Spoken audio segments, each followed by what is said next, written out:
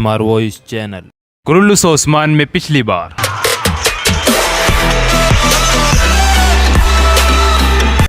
सिपाही दुंदार साहब को ले चलते हैं। रास्ते में ही कबीले के लोग उन्हें घेर लेते हैं और उन्हें मारने के लिए उनकी तरफ बढ़ते हैं। बड़ी मुश्किल से सिपाही उन्हें रोक पाते हैं कि तभी गजल खातून बाहर निकलकर दुंदार साहब को आवाज देती है। आज के इस एपिसोड में वो दुंदार साहब का नाम चिल्लाती हुई भागती हुई दुंदार साहब के पास आती है और रोती हुई कहती है, आप ये कैसे कर सकते हैं। इस पर दुंदार साहब कहते, तुमने मुझे कहा था खातून, लेकिन मैंने तुम्हारी बात ना मानी। तुम्हारा कोई कसूर नहीं है, तुम्हारे साथ कुछ नहीं होगा, फिक्र ना करो।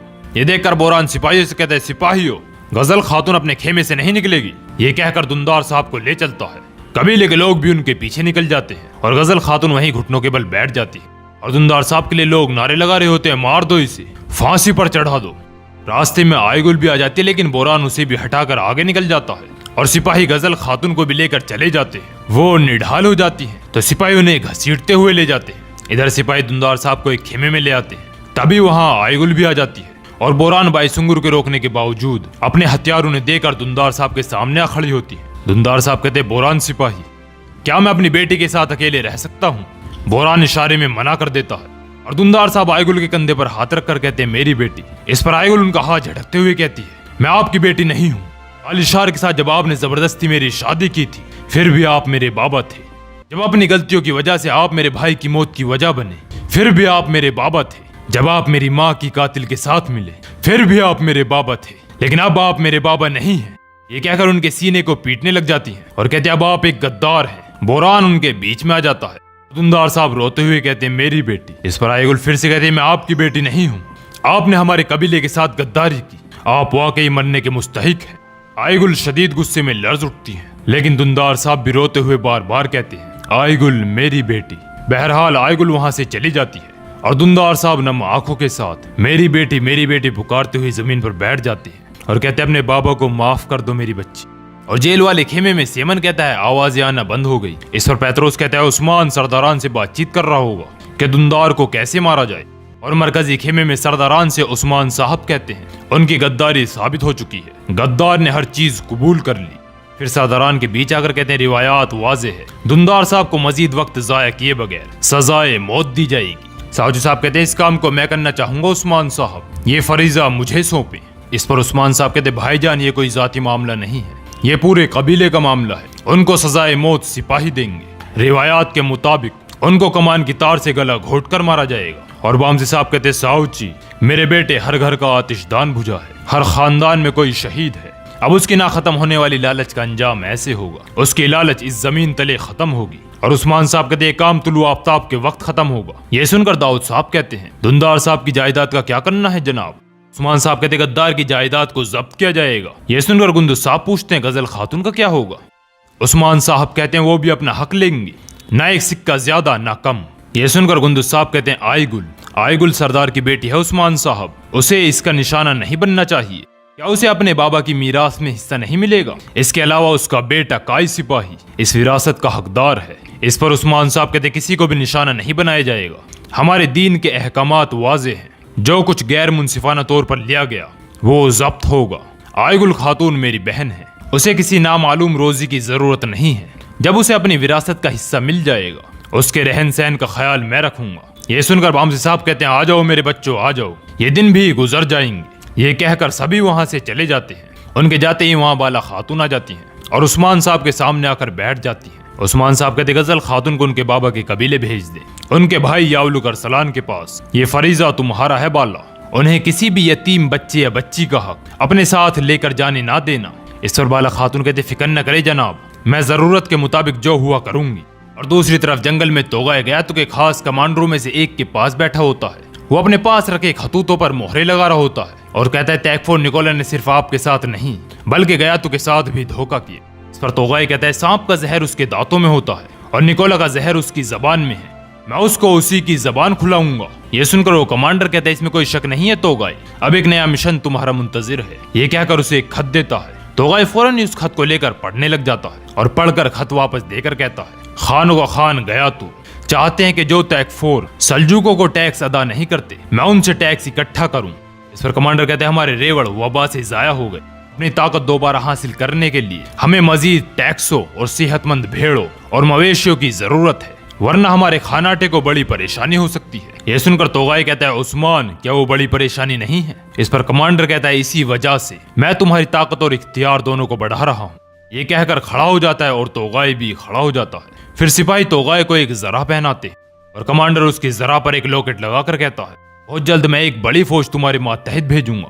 तुम टैक्स फोरो और तुर्क कबाइल दोनों से टैक्स इकट्ठा करोगे और जो टैक्स अदा नहीं करेंगे तुम उन्हें कुचल दोगे। ये कहकर उसे अपना परचम देता है और कहता है, अब जाओ और सोने में भरे वापिस आओ।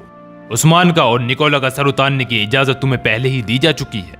ये सुनकर तोगाय वहां से चला जाता है और इधर एनागोल किले में निकोला कालानौस के साथ सोगत पर हमले की मंसूबाबंदी कर रहा होता है। नक्शे पर दिखाकर उसे मंसूबा समझाता है कि यह हिसार के तीरंदाज और बेलजीक के तैकफोर उसी वक्त यहाँ से हमला करेंगे। कालानौस पूछता है, वो यहाँ से कैसे बचेंगे?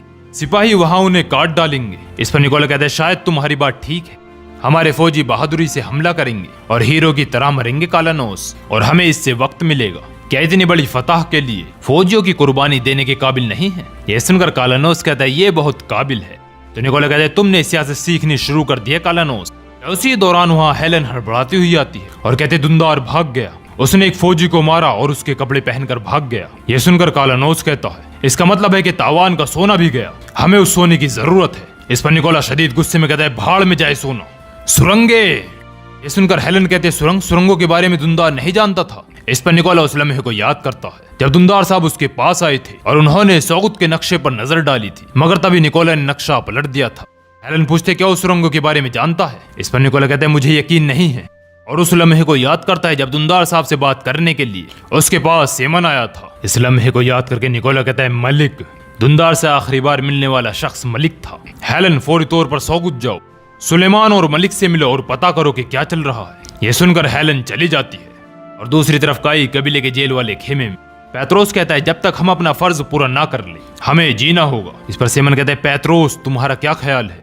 उस्मान हमें अपने वादे के मुताबिक जिंदा छोड़ेगा। पैत्रोस कहता है, वो हमें आखिर तक इस्तेमाल करना चाहेगा। यह सुनकर सेमन कहता है, हम जो कर सकते थे हमने किया, हमारी जानें ही लेने के लिए रह गई है, इसके अलावा हम और क्या कर सकते हैं? वो हमसे और क्या पता चला सकता है?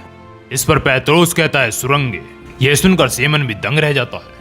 इसके बाद रात के वक्त गजल खातून सामान बांध रही होती हैं। क्या उसी दौरान सिपाहियों के साथ वहाँ बाला खातून, गोंजा खातून और आयगुल आ जाती हैं और बाला खातून कहते हैं, नाजायज तरीके से कमाया गया एक सिक्का भी आप यहाँ से नहीं लेकर जाएंगे। ये कहकर उनका सामान उठाकर एक तरफ रख लेती हैं और गजल खातून कहते, तुमने एक खातून आला की तरह पेश आना शुरू कर दिया है। ये सुनकर आयुल कहते, तुम अभी भी बोल रही हो, क्या तुम खुद को हलाक करवाना चाहती हो? ये कहकर उसकी तरफ बढ़ती है, लेकिन बाला खातून उसे रोक लेती है और आयुल कहती है, अगर उस्मान साहब का हुक्म ना होता तो मैं इसका जहरीला असर कुचल देती। कि साथ ही वहाँ लीना खातून भी आ जाती है। उसे देखकर गजल खातून कहती है, आओ लीना आओ, तुम्हें फिर ऐसा मेला देखने को नहीं मिलेगा। लीना खातून आते ही गजल खातून पर झपट पड़ती है। बड़ी मुश्किल से बाला खातून और गोंजा खातून उसे संभालती और लीना खातून कहती, अगर तुम खातून ना होती तो तुम जिंदा ना होती। गजल खातून कहती, तुम्हारे उस्मान साहब ने हुक्म जारी किया, तुम में से कोई मुझे हाथ भी नहीं लगा सकता। ये सुनकर आयगुल गजल खातून का गिरवान पकड़कर कहती है, हमारे दरमियान हिसाब अभी पूरा नहीं हुआ गजल खातून, अपनी लेने वाली हर सांस के साथ तुम मुझे याद करोगे, आज नहीं तो कल मैं अपनी माँ का बदला लूंगी। बाला खातून आयगुल को पीछे हटाती है और लीना खातून कहती है, अगर ये ऐसा ना कर सकी तो मैं ये जरूर करूंगी। और गजल खातून खड़ी होकर एक हार संदूक से निकाल कर आयगुल की तरफ फेंकती है। आयगुल उसे पकड़ लेते और गजल खातून कहती है, तुम्हारे बाबा और मेरे मरने के बाद ये सब तुम्हारा हो जाता, अब तुम ये दूसरों को लेते हुए देखोगी, ये तुम्हारा हक था। पर आयगुल कहती है, हराम की कमाई की वारिस बनने पर मैं भूख से मरने को तरजीह दूंगी, और हार को संदूक में फेंक देती है और सिपाही संदूक के उठाकर ले जाते हैं। और गजल खातून कहती है, जान करके मैं तुम्हें दोबारा नहीं मिलूंगी, इस सोने से कई ज्यादा कीमती है जो तुमने लिया है। सरबाला खातून कहती है, अगर तुम हमें दोबारा मिली तो जो चीज तुम गवाओगी वो सोना नहीं होगा, ये याद रखना। ये कहकर ख्वातीनों के साथ वहां से चली जाती है। इसके बाद फिर सुबह के वक्त दुंदार साहब अपने आप पर शर्मिंदगी महसूस करते हैं। कहते हैं, आह दुंदार साहब, तुम अपने ही कबीले में अपनी औलाद के सामने जलील हो गए। के साथ ही वहाँ कपड़े लेकर गुप्तोग और बोरान भी आ जाते हैं। और दुंदार साहब कहते हैं, ये बात है, मैं मरने वाला हूँ, है ना बच्चों? इस पर गुप्तोग बोरान कोई जवाब नहीं देते। दुंदार साहब खड़े होकर गजल खातून के बारे में पूछते हैं कि गजल खातून के बारे में क्या फैसला हुआ है। बोरान कहता है, आपको पता चल जाएगा, चलिए।